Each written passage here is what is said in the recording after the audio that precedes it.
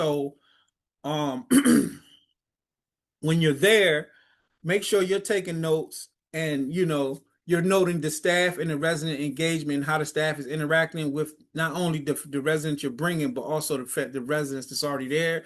And then ask key questions like staffing ratios, the care plans, and what type of activities. And a lot of people want to know about the menus and if they have special diets and stuff like that.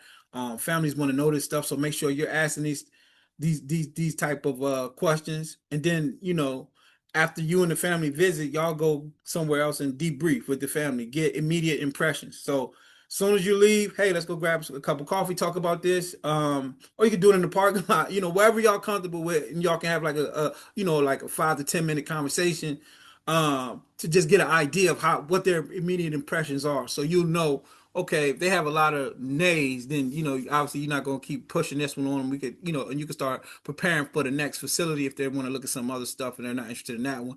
Or if they like it, start preparing, to communicate with the facility that they're coming, they're excited about it, and they want to move forward. And because you want to do that immediately, you don't want it to linger and all of that.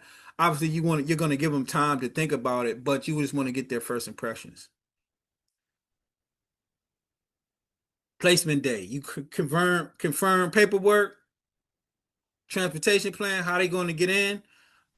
You move in, you move the move-in coordination, who's going to be the coordinator helping them get into the actual room, set up, all of that stuff, furnishing and all of that, payment verification, and then medication transfer. These are all the stuff. A lot of this stuff, you're just going to be pointing them, to the people in the facility who handle these different tasks, and you're kind of out of this. You're not as actively involved, but you want to be there as a support and a continue as an advocate until they're all the way in. And obviously you're providing this as an experience and as a service, so you want to make sure that you're always available. And if they need you there or they have questions that they might be more comfortable asking you and not the facility, make sure you're available for that. So that's basically placement day.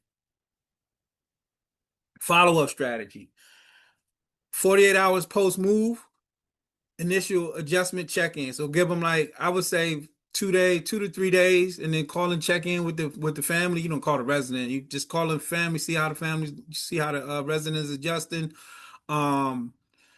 See if this, how the move went. Is everything up to their, their expectation and satisfaction? And then again, you follow up in a week, address any emergent concerns if anything's going on